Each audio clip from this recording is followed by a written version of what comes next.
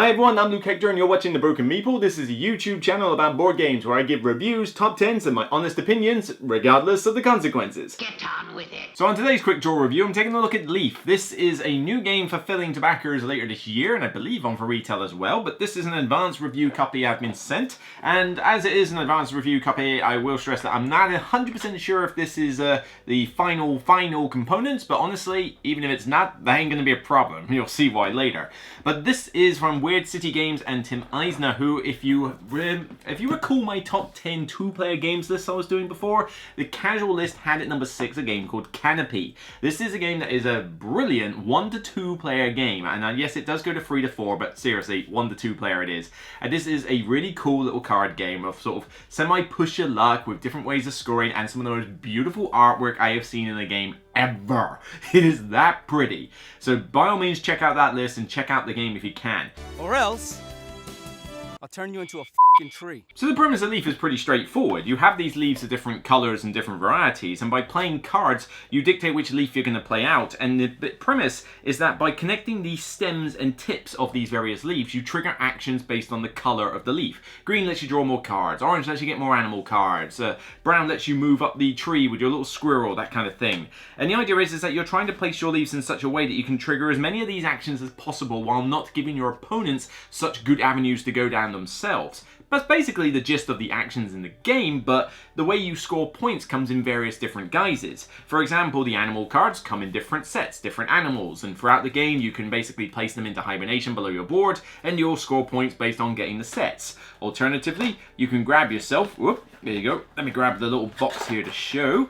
You can plant little mushroom counters on the leaves, and these mushroom counters allow you to get, different tokens when people place leaves next to yours, but for the most part you'll grow them to adult size, and if you get them in a big group, more points. If you get your squirrel furthest up this track, more points. You can also grab acorns as the game goes on by trading in sun tokens, which comes from the yellow leaf faction, and these allow you to advance the timer of the game and again score more points. You can see where I'm going with this. There's basically different ways to score points, and you're going to want to try and do a little bit of each, but you might focus on 1 or 2. It's perfectly up to you, but it's going to come down to your clever placement of these leaves and triggering the right actions when you need to do it.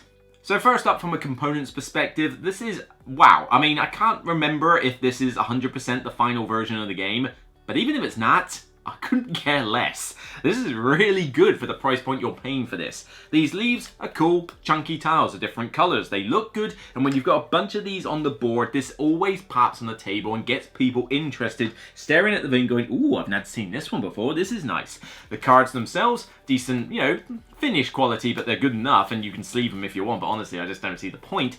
But the artwork on these cards, very good with the animals. You've then got this really cool little tree that you plant nearby. You've got the little tokens, and everything in here is in a little tuck box. This is probably the best thing about this. The storage for this has been done 95% to perfection, because basically you have all these tuck boxes here. So one holds all the leaves nicely in there like that. Another one holds a bunch of acorn counters. Another one holds all the little mini tuck boxes for each player, which have your own individual mushroom counters and squirrel token and that lot in it.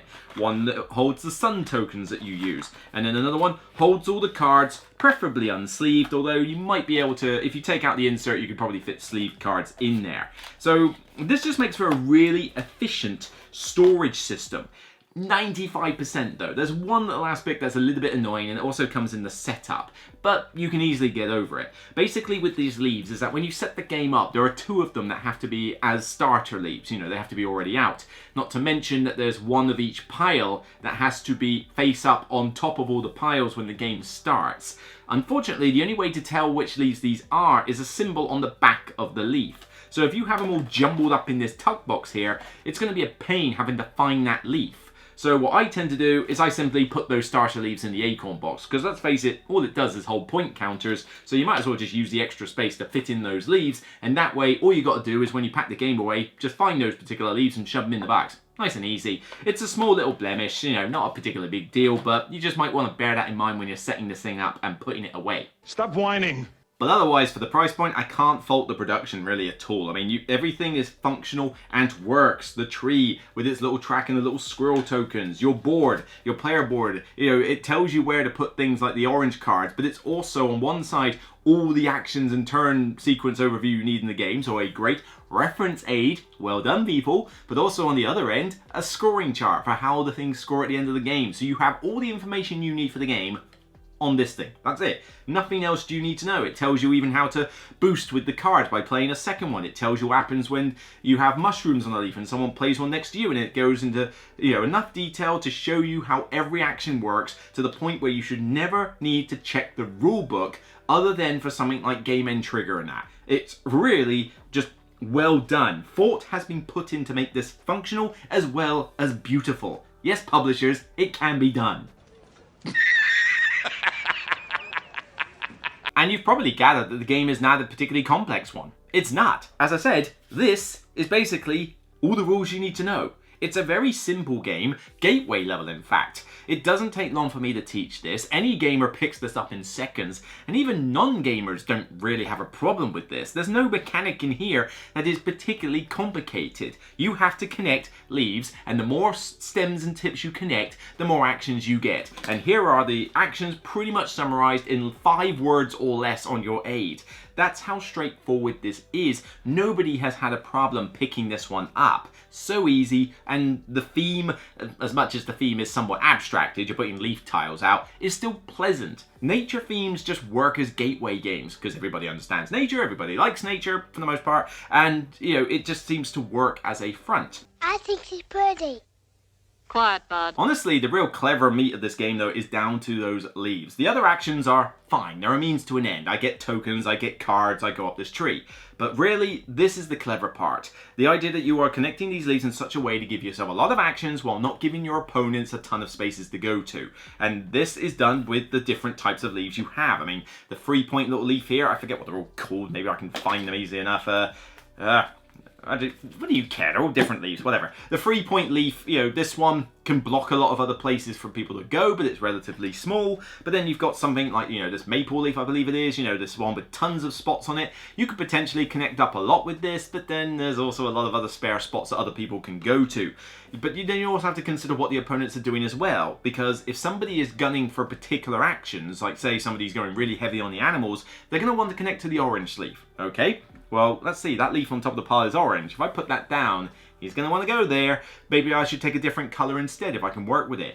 Not to mention with the mushrooms, if it's basically an area control thing. So if you have the largest mushroom on the leaf and someone connects to it, you get a sun token, which is great for points and advancing the game timer. Well, where's the opponent going to go? Well, the opponent really wants those orange cards, so you know what? Boop, my mushroom goes on that orange leaf. Give me stuff if you want your orange cards. It's very subtle, but it's there. It's not just autopilot. And in any case, I find that the point system in this is pretty well balanced, actually. I mean, 6 points or 3 points for first and second place on this tree. But you're getting other stuff and other acorns as you go up it, so it's pretty lucrative. You score a similar amount of points for both mushrooms and for animal cards. You either collect sets of these up to a point, at which point it's diminishing returns, or you try and get big groups of 3 or more adult mushrooms. It's harder to do the mushrooms, it takes a bit longer, but then you are getting sun tokens for people going next to you, so it balances out in that respect. And with the sun tokens, you are advancing the timer of the game, wherever that is, yep, here we go, on the top of this track. And yeah, it gets you a decent amount of points, but then you're advancing the game timer. Do you want it to end now? Do you want it to end a little bit sooner? How soon do you want the frost actions to go off, which is where you place your animal cards down? Even that takes consideration. I've had times where I've purposely gone out of my way to advance past the frost timer, knowing that I'm not doing much with animal cards, but the other players are. So I want them, because you can only hibernate so many animals at a time, I want it to be worse for them when I don't care. Tiny little tactics like that are present to show you that this isn't just some easy, whatever, who cares what you do game. The better player will still generally win overall. Now, there is a solo mode in here, so you can play with 2 to 4 players, and I find the game is pretty well balanced at that front, actually. I mean, this game quotes on the box 30-45 minutes, and that's about as long as a game should take. The game should not take anywhere close to an hour, frankly. It's a straightforward and pretty quick game. There's not a huge amount of balancing for the 2 to 3, 4 players in terms of player scaling. It's mainly just a case of which side of this board you use, so how many of the sun markers you've got, but that's kind of it really. But there is another mechanic for the piles running out, so in 4-player that tends to be more of a factor than say in 2. Now you can play this solo, and the solo mode is fine. I mean, it's a decent enough little thing. Basically, you play against an AI opponent where you flip a card over and it tells you what leaf it wants, what type of action it's gunning for, and then a little priority chart for which path it takes on the tree or which animal card it goes after out of a selection. And it's basically that. It's very, very straightforward. Other than that, there is actually an objective to achieve. Yes, I mean, you can rank yourself, whatever, who cares, but the idea that there is still a target number for me to beat makes this solo mode better than a lot of others. But it's straightforward. I mean, you could pretty much teach yourself this game with just the solo mode because there's very few rules changes between it and multiplayer, and the game enough was simple anyway. So I can play this myself as a nice little Zen-like game, or I can bring it out for new players, 2 to 4, and it works at basically every count. Not something I've been saying about a lot of games lately. Ah, smug mode. Now at the moment, all I can seem to find for this game is previews, and you know me, I don't trust previews. They're basically paid adverts. I'm more interested in what reviewers are going to say when this comes out, properly. But I do hope that they give this one positive feedback, because honestly, this is probably one of the best examples of a pure gateway level game that I've seen in a long time. And I'm not just saying that. You know me, I tell it how it is. This is just really, really solid. It's not a complex game. It's got an alluring theme. It's got alluring aesthetics. It's got a very efficient storage system. It's got non-complex rules with a really decent reference aid for anybody to understand what's going on, and yet it has just those little elements of tactical depth so that it's not autopilot. But remember what a gateway game should be. All of those things, basically. And lately, there just hasn't really been a lot of solid gateway titles that I can put my stock behind. You know, when I try to think, okay, right, I'm going to go over to a night and nobody's played a game before or barely has played any games. I need to think, right, I need gateway games. Well, you know, I've kind of done with the whole Ticket to Ride and the whole Carcassonne, and, you know, I do love those games, trust me. But when I'm trying to think of, like, newer gateway games to show, not just the same old 10. So I try to think, okay, so what's recent that I can choose? Well, this is going in that pile. Leaf is just really, really solid. It ticks pretty much every box that you can think of that a gateway game, and it's still fun even for gamers to just chill for 45 minutes. And even yourself if you just want a nice little solo puzzle. Do I want to play it over and over again in succession? No, it's going to be a game that you're going to bring out every now and again, and it's going to be fun each time. I've never had a bad game of this, and everybody who has played it has enjoyed it. Do they jump for joy and sing it from the mountaintops? No, but they enjoy it. They get something out of this. So Leaf wholeheartedly deserves a 9 out of 10 with my coveted Seal of Distinction award. Well, I don't know if it's coveted, but I'm going to say it is. Yeah, this game just ticks all the boxes for a solid gateway title. Everything I've said, it does. And more besides, giving you a quick solo mode, giving you such an efficient storage system, which a lot of games don't do, even the big ones, and just being clear and concise with rules aids. I mean, I've only had to ask one rule query in this game. I had to ask on BGG, a little question on the solo mode, and that was it. And half the people who play this game will probably just assume it one way anyway, but I wanted to clarify. That's it. No other rules queries. So it's simple, good looking, nice, little bit of depth, great storage, simple to play, easy to play, scales for all player counts. It just does everything it needs to do. With, you know, am I going to play it over and over and over again in quick succession? Probably not. But if I was to do a list for top 10 gateway games of the last 5 years, you know, trying to find something a little bit more modern day than Ticket to Ride and Carcassonne and all the classics that we typically use, Leaf would be a solid contender for it. Honestly, I can't wait to see what feedback it gets from reviewers. I'll be sad if it doesn't get the high praise. In fact, I'll be sad if this doesn't get regarded as one of the classics. We've had games like Cascadia and that have come out recently, which people have gone, oh yeah, this is a really solid gateway level title. Well, so is this. This deserves to be in the making as well. It's a great one, and I hope it gets more feedback. So that's it for me on this episode of The Broken Meeple. If you like what you see, then please thumb it up on YouTube and thumb it up on Board Game Geek when it goes live on the site.